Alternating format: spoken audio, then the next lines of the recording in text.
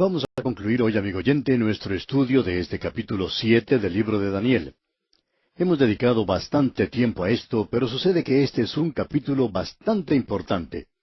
Estamos seguros que muchos expositores han dicho que este es uno de los capítulos más importantes de la Biblia. Quizá podríamos decir que hay un sentimiento unánime en cuanto a esto. Ahora, en el versículo 24 de este capítulo 7 de Daniel leemos: «Y los 10 cuernos significan que de aquel reino se levantarán 10 reyes, y tras ellos se levantará otro, el cual será diferente de los primeros, y a 3 reyes derribará». En este capítulo estamos mirando a la cuarta bestia que observó Daniel en su visión. Usted recordará que había otras 3 bestias. El león, que representaba la cabeza de oro de la imagen que había soñado Nabucodonosor, y eso era Babilonia. Luego tuvimos el oso, y el oso representaba los brazos de plata, que representan a su vez el imperio medo-persa. Tuvimos después al leopardo con 4 alas, lo cual representa los lados de bronce, lo que a su vez representa al imperio griego que fue formado por Alejandro Magno. Luego llegamos a esta bestia, a la cuarta bestia indescriptible, separada de las demás, al imperio romano, y es única en cada aspecto de su ser. Estos 3 imperios anteriores ya han desaparecido. Ellos representaron su parte y ya han salido de la escena, digamos, de la historia humana. Ahora nos encontramos en algún punto de esta cuarta bestia. La bestia en sí misma era algo feroz, viciosa, brutal, pecadora, dictadora y dominante. Como ya hemos visto, así era el imperio romano, y Roma no desapareció. Simplemente se separó en las naciones de Europa, lo que hace de esto algo único en la historia del mundo. Así es que el imperio romano aún continúa viviendo en el lenguaje, en la psicología, en la filosofía, en los gobiernos y los sistemas legales de todas las naciones de hoy. Lo que nos interesa a nosotros aquí es que allí había 10 cuernos que salieron de esta bestia, y cada uno de ellos son reyes, y cada rey, por supuesto, representa un reino. Y luego se nos dice que de entre esos 10 cuernos, o reyes, saldrá otro, es decir, que aparecerá un número 11. Y este va a ser diferente de los demás, es decir, será completamente diferente de todos los que han venido anteriormente. Él asumirá el poder dominando a 3 reyes. Esto le dará más o menos una mayoría, y entonces obtendrá el poder mundial.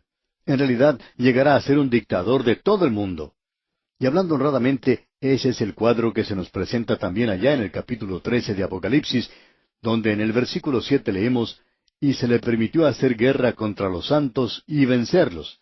También se le dio autoridad sobre toda tribu, lengua y nación». De la misma manera en que los césares gobernaron el mundo de aquel día, y ya hemos visto lo que Gibbon tenía que decir en cuanto a esto, pero nos gustaría volver a repetirlo porque es algo muy importante. Dijo Gibbon: «El imperio de los romanos llegó al mundo, y cuando el imperio cayó en las manos de una sola persona, el mundo se convirtió en una prisión segura y tenebrosa para sus enemigos. El resistir era algo fatal y era imposible escapar». Ese era un cuadro muy preciso. Y Gibbon aclara aún más esto que estamos hablando aquí, que eso no era asunto de conjeturas.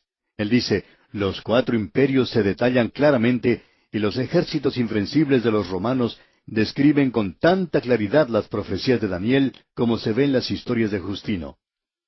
Es así entonces que tenemos ante nosotros al cuarto imperio, o nos encontramos en alguna parte del mismo. Ahora, de este imperio saldrán 10 reyes, y ellos se volverán a unir nuevamente, y de allí saldrá uno, que será este pequeño cuerno. Este será el hombre de pecado, el anticristo, y él va a gobernar sobre todo el mundo. Él llega a obtener el poder mundial. Y eso tendrá lugar en el período de la gran tribulación, un período que nosotros creemos será de 7 años. Ahora notemos lo que dice aquel versículo 25 de este capítulo 7 de Daniel. «Y hablará palabras contra el Altísimo, y a los santos del Altísimo quebrantará, y pensará en cambiar los tiempos y la ley, y serán entregados en su mano hasta tiempo, y tiempos, y medio tiempo». Ese pequeño cuerno será un blasfemador. Eso lo vemos nuevamente allá en el capítulo 13 de Apocalipsis. Los versículos 5 y 6 de aquel capítulo dicen: «También se le dio boca que hablaba grandes cosas y blasfemias, y se le dio autoridad para actuar 42 meses. Y abrió su boca en blasfemia contra Dios, para blasfemar de su nombre, de su tabernáculo, y de los que moran en el cielo». Y una de las características del anticristo es que éste está contra Dios y contra Cristo. Eso es lo que anticristo quiere decir, aquel que está contra Cristo. Creemos que las dos bestias de Apocalipsis presentan los dos aspectos del anticristo. Uno contra Cristo, un blasfemador, el otro un falso profeta. Él actúa como si fuera un cordero, pero es un lobo con ropa de cordero y él trata de imitar a Cristo. También se nos dice que él quebrantará a los santos. Esto literalmente quiere decir que afligirá a los santos, que los perseguirá, y se nos dice que va a hacer eso allá en el capítulo 12 de Apocalipsis, versículos 13 al 17. Luego se nos dice que ese pequeño cuerno cambiará las leyes y costumbres, y vamos a ver que eso ocurrirá en realidad. Ahora, el período del reinado de este pequeño cuerno es de corta duración. Se nos dice que serán entregados en su mano hasta tiempo y tiempos y medio tiempo. 1 año, 2 años y la mitad de 1 año, es decir, 3 años y medio. Y es durante ese último período de 3 años y medio de la gran tribulación cuando él reinará sobre la tierra. Este hombre viene y aparecerá sobre esta tierra algún día, y será un líder religioso y será un líder falso. Habrá un líder político, y él también va a ser un líder falso. Este va a llegar a ser un dictador mundial. Ahora en el versículo 26 de este capítulo 7 de Daniel leemos, «Pero se sentará el juez, y le quitarán su dominio para que sea destruido y arruinado hasta el fin». Ahora note usted que dice, «Pero se sentará el juez». Esto que dice aquí nos hace recordar de una escena en el cielo, mencionada ya en los capítulos 4 y 5 de Apocalipsis, donde se nos presentan estos tronos. Lo determinan aquel sentado en el trono central y el Cordero, quien es el ejecutor del juicio. También todas las inteligencias creadas y redimidas por Dios en los cielos concuerdan que la bestia debe ser dominada. Su dominio debe concluir, y él mismo debe ser juzgado. Pero se sentará el juez. Y eso no puede ser cambiado. Su juicio continúa a través de la gran tribulación y es consumado por medio del regreso de Jesucristo a la tierra para establecer su reino. Este es el período conocido como la época o el tiempo de los gentiles. Comenzó hace mucho con Nabucodonosor y continuará hasta cuando Cristo venga a esta tierra a establecer su reino. Ahora el versículo 27 del capítulo 7 de Daniel continúa diciendo, «Y que el reino y el dominio y la majestad de los reinos debajo de todo el cielo sea dado al pueblo de los santos del Altísimo, cuyo reino es reino eterno, y todos los dominios les servirán y obedecerán». Ahora esta es una referencia al reino eterno que aparece primero en su aspecto milenario allá en Apocalipsis capítulo 20 y luego se abre hacia la eternidad. A veces nos cansan un poco esos teólogos de hoy que por mucho tiempo han rechazado la profecía.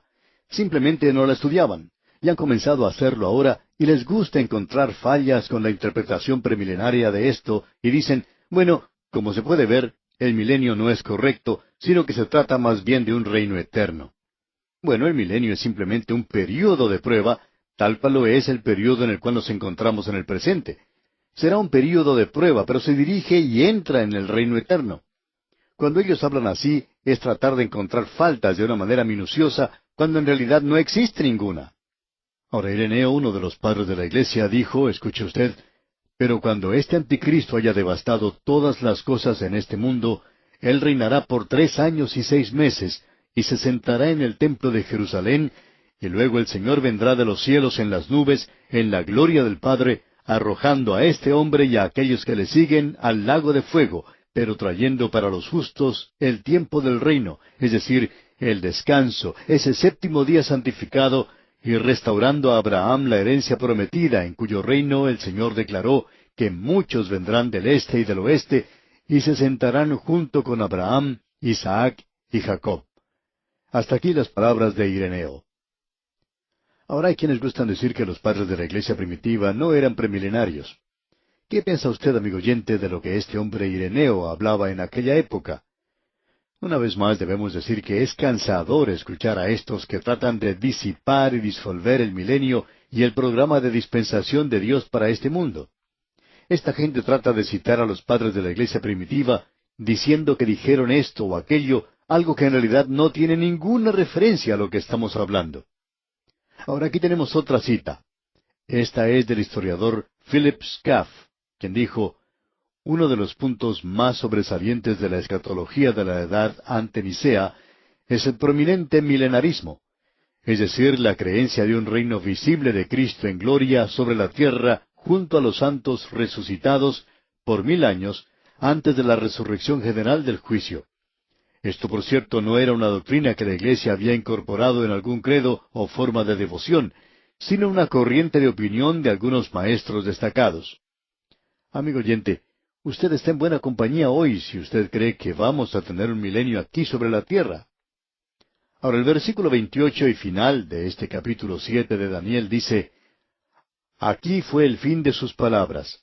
En cuanto a mí, Daniel, mis pensamientos me turbaron, y mi rostro se demudó, pero guardé el asunto en mi corazón. Usted puede apreciar que Daniel no divulgó a sus contemporáneos las visiones y su contenido, ya que éstos pertenecían al fin del tiempo. Estas eran cosas que turbaban a Daniel. Hicieron tal impresión en él como para que alterara su perspectiva completa. Esto es algo completamente nuevo para él. El estudio de la profecía de este día no es, por tanto, para una gratificación egoísta de la curiosidad o de un conocimiento vano, sino que el estudio de la escritura profética debe hacerse cuidadosamente, en oración, y esto tiene un efecto transformador en la vida. Si el estudio de la profecía no le cambia a usted, amigo oyente, entonces es mejor que estudie alguna otra cosa, porque ese es el propósito de esto. Si todo lo que logra es hacer de usted una persona que arguye y que quiere llevar a cabo debates en lugar de tratar de esparcir la palabra de Dios, entonces, amigo oyente, hay algo que no anda bien. Porque el propósito de esto es que usted y yo podamos ser transformados por esto. Bien, llegamos ahora al capítulo 8 del libro de Daniel, y aquí Daniel presenta la visión del carnero y del macho cabrío y de otro pequeño cuerno. Este es un capítulo muy importante, y aún así ya ha sido cumplido. Todo esto, cuando fue presentado, era profético, pero ahora ha sido ya cumplido. De paso, digamos que este es el capítulo que muchos de los críticos radicales usan como base para dar una fecha más tardía a la escritura del libro de Daniel. Su argumento se basa en esto. Bueno, nosotros sabemos que el profetizar en cuanto al futuro es algo sobrenatural. Nosotros no creemos en lo sobrenatural. Por tanto, esto no puede haber sido dado como una profecía, sino que fue escrito más tarde como historia. Amigo oyente, este es probablemente uno de los argumentos más débiles que exista.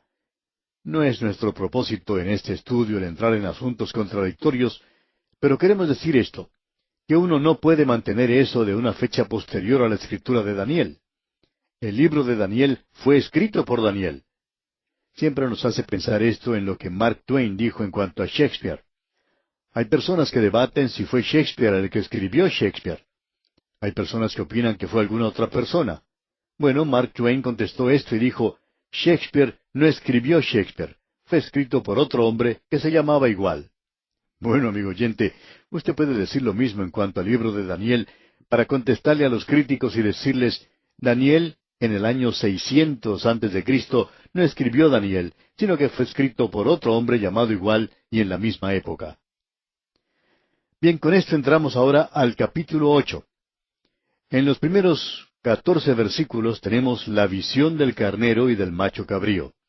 Luego se nos presentan los acontecimientos comenzando con el versículo 8 hasta el versículo 14. Y luego del versículo 15 en adelante tenemos el significado o la interpretación de la visión. Esto es hasta el fin del capítulo, versículo 27. Observemos esta profecía por un momento. Esta es una profecía de un carnero que tenía dos cuernos diferentes.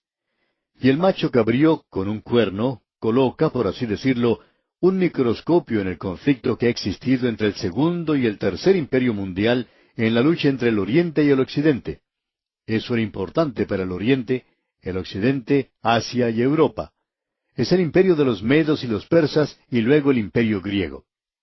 Aquí una vez más vamos a ver un pequeño cuerno. Esto ya ha sido cumplido en Antíoco Epífanes, y vamos a apreciar esto cuando nos toque leer este capítulo. Veremos que todo esto ya ha sido cumplido. Ahora hay algo más que debemos decir antes de entrar de lleno en el capítulo 8. Y es que comenzando con el versículo 4 del capítulo 7 que acabamos de finalizar, Esa sección fue escrita en arameo, que era el idioma original de Siria. Ese era el idioma original de Siria. Aquí volvemos al hebreo, pero usted y yo vamos a continuar con nuestra traducción en castellano, por supuesto. Así es que esto hace de esta sección algo muy interesante. Lo que ya hemos visto fue dado del idioma mundial de aquellos 4 imperios. Ahora vamos a tener algunas cosas específicas presentadas ante nosotros en esta parte aquí. En nuestro próximo programa, Dios mediante, veremos la división del imperio del carnero en 4 reinos, y esto envolvió seriamente a Israel. Luego veremos la caída del imperio medo-persa y cómo cayó. Bien, amigo oyente, tenemos que detenernos aquí porque nuestro tiempo ha llegado a su fin por el día de hoy. Le sugerimos leer todo el capítulo 8 del libro de Daniel para estar al tanto de lo que estudiaremos en nuestro próximo estudio.